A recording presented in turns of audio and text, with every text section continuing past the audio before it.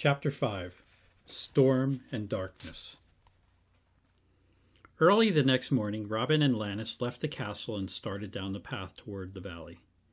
Even in the daylight, the gloom under the trees was so intense that Robin had to use his sword to light the way.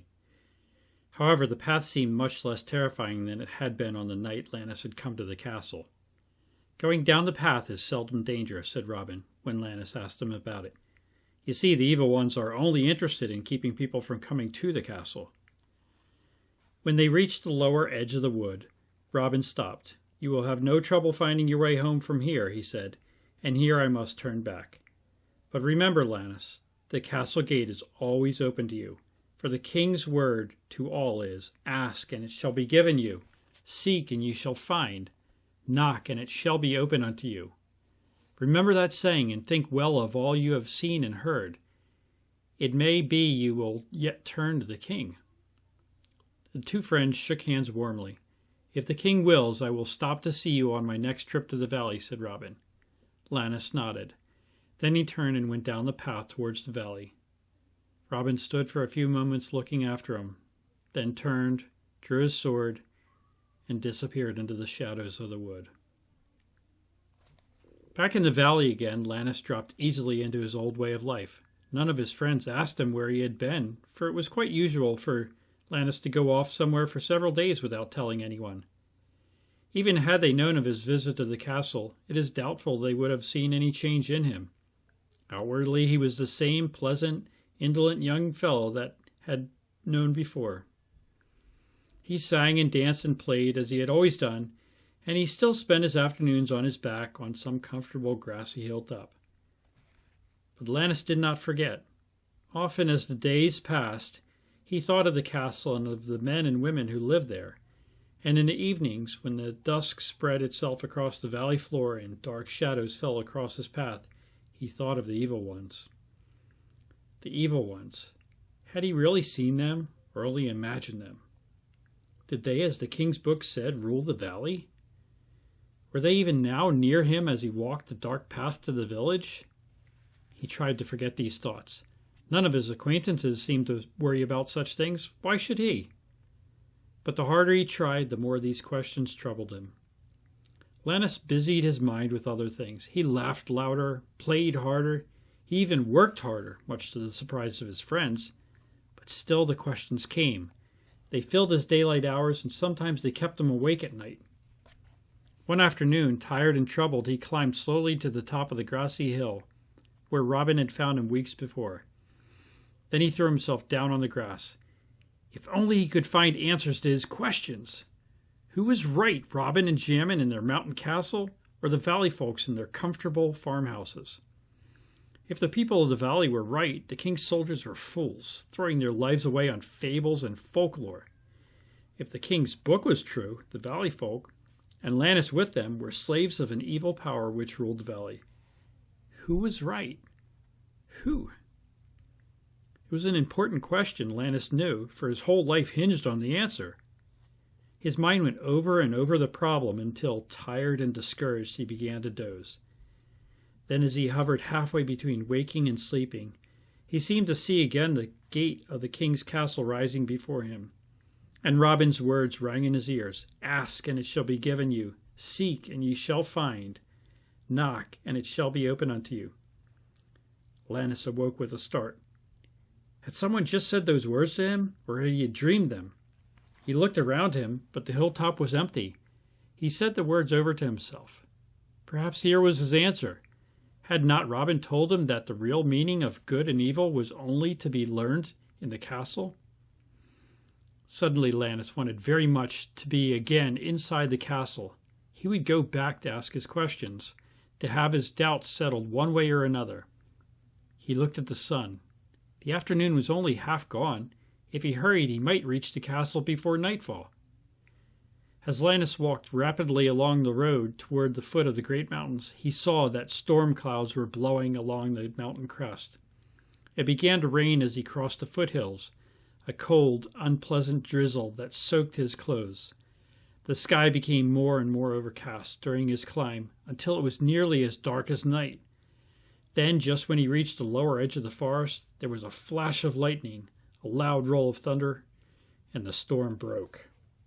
On and upward under the trees plunged Lannis, while the wind blew branches down around him and torrents of rain pelted the treetops. Water poured down the mountainside, too, turning the path into a small stream and swirling around his feet.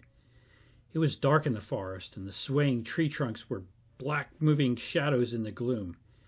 How Lannis wished for Robin's presence by his side, and his sword to light the way. There was a crash ahead as a great tree went down. It fell across the path, and Lannis had to climb over it, feeling his way through a mass of branches. On the upper side, he dropped to the ground and began fighting his way clear of the tangled limbs. Branch after branch he pushed aside, only to find still another against his face.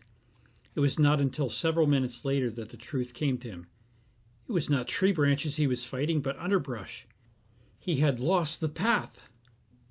He hunted to the left, then to the right, but only found more thickets.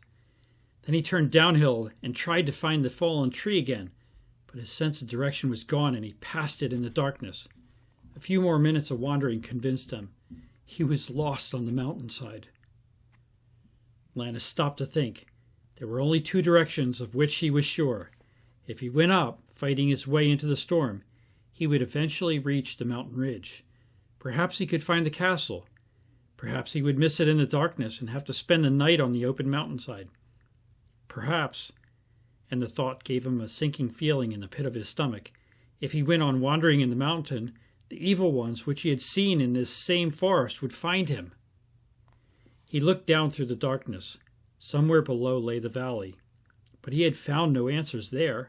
If he turned back now, he might never find them. For only a moment more, Lannis hesitated. Then, grimly, he turned and faced the slope. It was a chance, but maybe one worth taking. With his jaw set and shoulders squared, he began again to climb. Upward he struggled through the night. Sometimes he stood upright, forcing his way step after painful step through the underbrush, while the wild wind whipped branches against his face. Sometimes he crawled on hands and knees, pulling himself up steeper slopes by handholds on trees and bushes. Often vines and roots caught his feet, throwing him down on the muddy ground.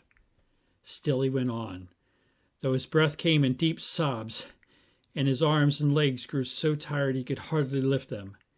And as Lannis's body struggled through the wet mountain thicket, his mind once again grappled with great problems.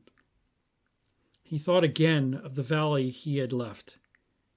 Like the slowly turning pages of a picture album, scene of the past came into his mind.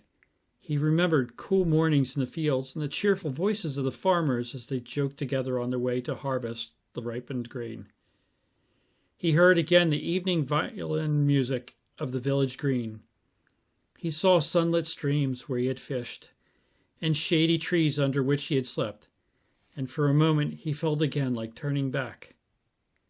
Then he thought of other things he had seen in the valley, of how men loved their lands and gold more than they did their fellow men, and how they acknowledged no king but their own desires. He saw again the flashing of fists in angry fights, the frowning faces of the discontented, and the thin, wasted forms of the hungry. In spite of its beauty, there was evil in the valley.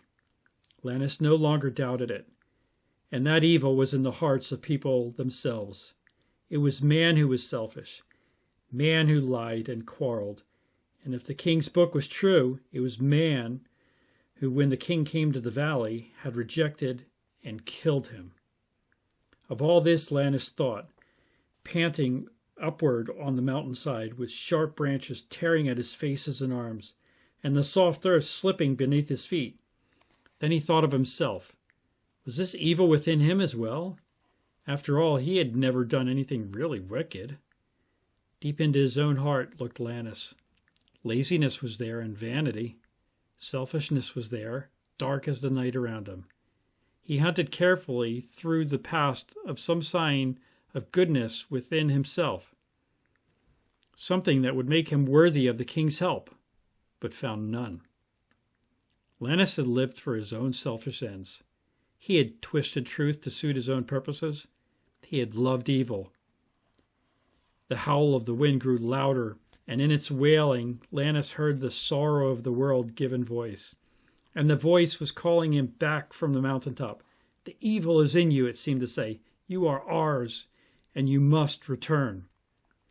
The branches became fingers then, pulling at his clothes, dragging him back from the castle to the slavery of the valley. He fought savagely, but the body of Lannis was very tired, and his soul was sick with the understanding of his own sinfulness. And the sharp thorns of the forest seized him and held him fast.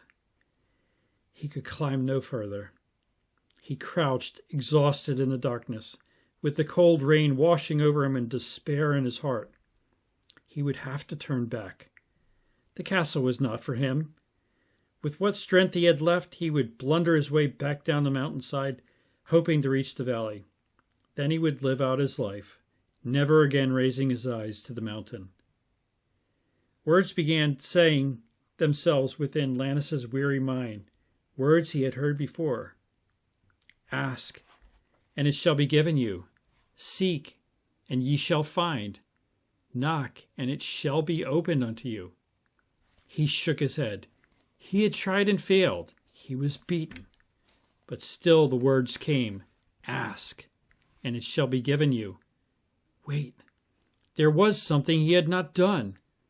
The thought came slowly. He had been seeking for truth in his own way. He had never asked the king for help. For only a moment his hopes flared high. Then the feeling of despair returned. Surely the king would not listen to the prayer of one so undeserving. Still, nothing would be lost by trying. Lannis bowed his head. His mind sought through the empty reaches of space for one to help, and his heart cried out, Save me! Save me! Lord, save me! He waited hopelessly, seeing nothing, hearing only the howling storm. Then Lannis began remembering things.